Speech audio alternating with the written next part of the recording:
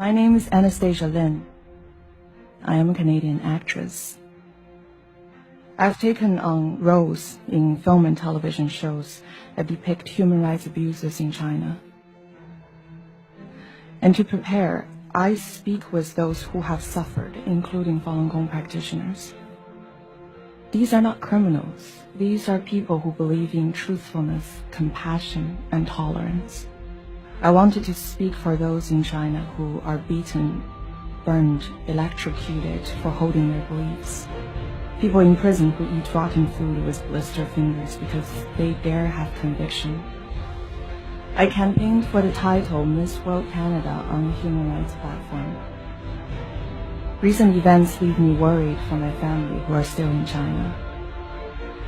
I had to choose between silence and my hope for a better China. And then I remembered, silence helps no one. Silence feeds terror.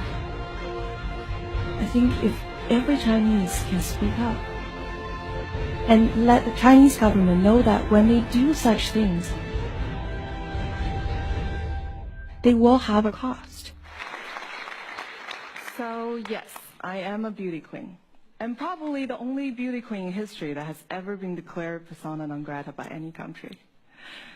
I was born in China. When I was there, I believed everything I was taught. And then I moved to Canada.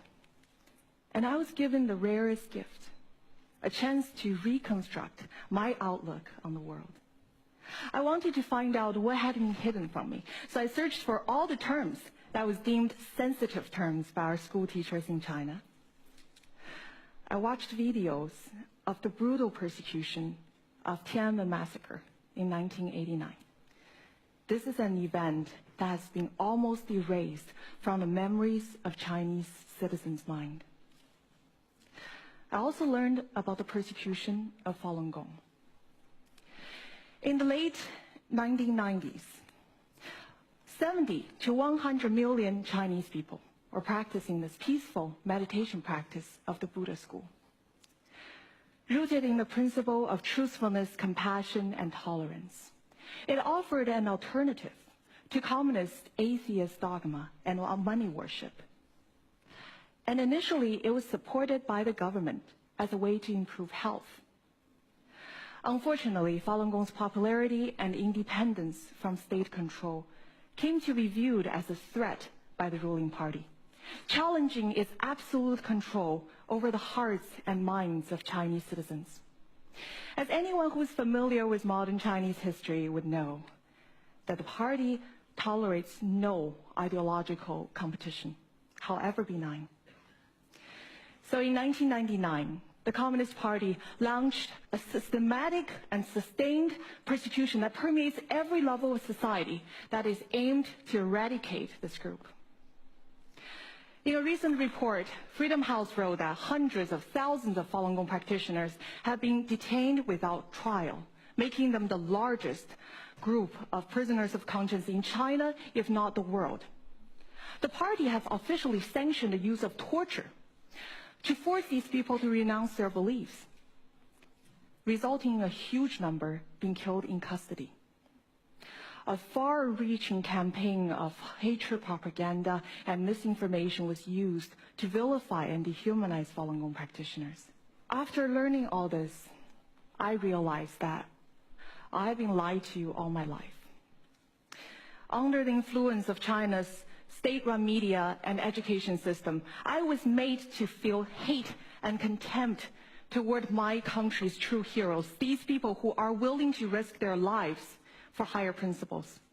Worse still, I was made to participate in the indoctrination of others.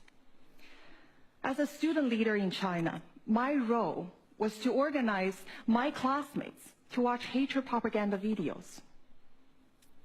The Chinese Communist Party tries to make all Chinese complicit of its crimes.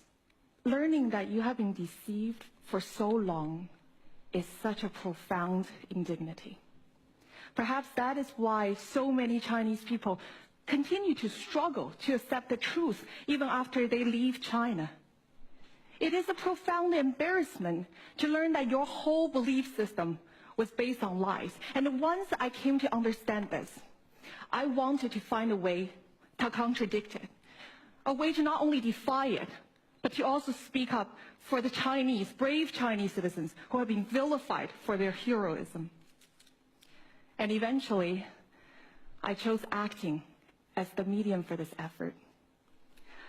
I looked for roles that moved me, that shed light on what is happening in China today, from official censorship to corruption that led to shoddy school buildings that crushed thousands of children during the Sichuan earthquake.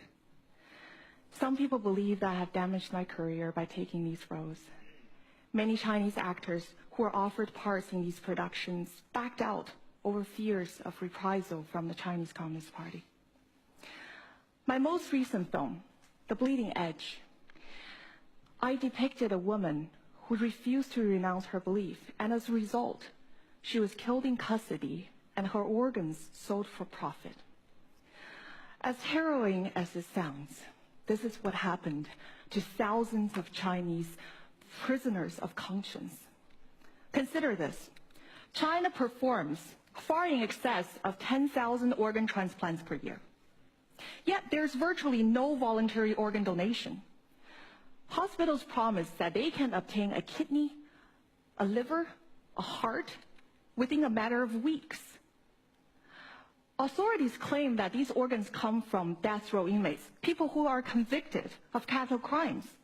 But there aren't nearly enough capital death row inmates to supply such a large number of organ transplants.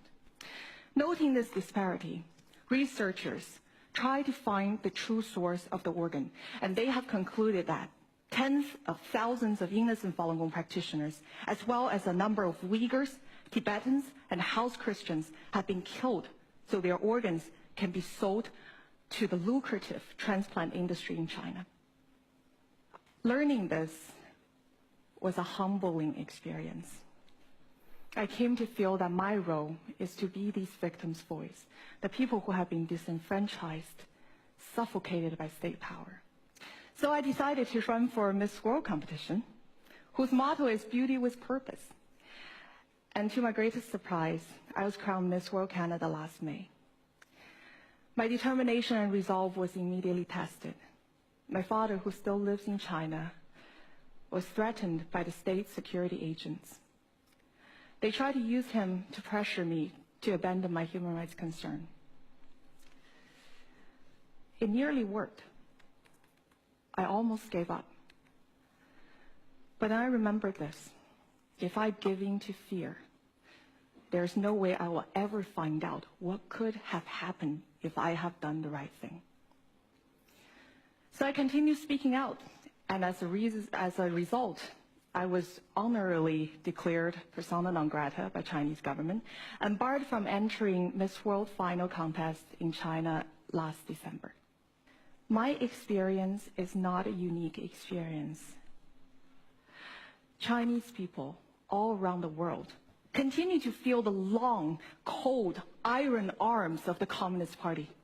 The party has specialized agencies working to ensure that Chinese people living abroad continue to adhere to the correct political view. If people step out of line, we risk endangering our families back home. And not just Chinese people who face this pressure. Western journalists, academics, who bravely dares to report about Chinese issue critically and honestly, they will be denied a visa to enter China. And as anyone who's familiar with the movie business these days, some Hollywood studios are kowtowing to China, trading artistic integrity for market access. We in the West have failed to impose real cost on human rights abuses by the Chinese Communist Party. China's rulers have learned that no matter how extreme its human rights abuses, they will face no cost, political or economic. We have taught the Chinese Communist regime that they can abuse, imprison, and kill their own citizens with impunity. I want to end by showing you one of the hardest scenes for me to film. in the movie The Bleeding Edge. Let's take a look. 你快不行了！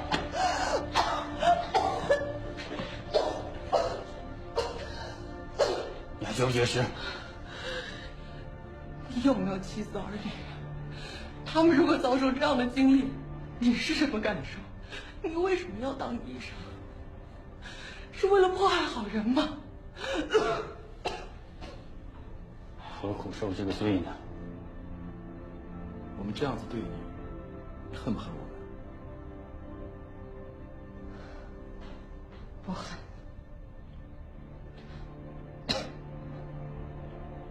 你们才是这场迫害真正的受害者。为了一份工作，做这种丧尽天良的事情。将来这场迫害的真相大白于天下的时候，你的孩子问你，迫害法轮功的时候你在做什么？你们怎么回答？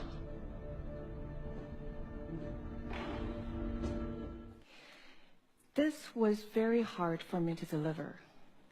After all my character had been through, myself, my real self, loathed these men who tortured me.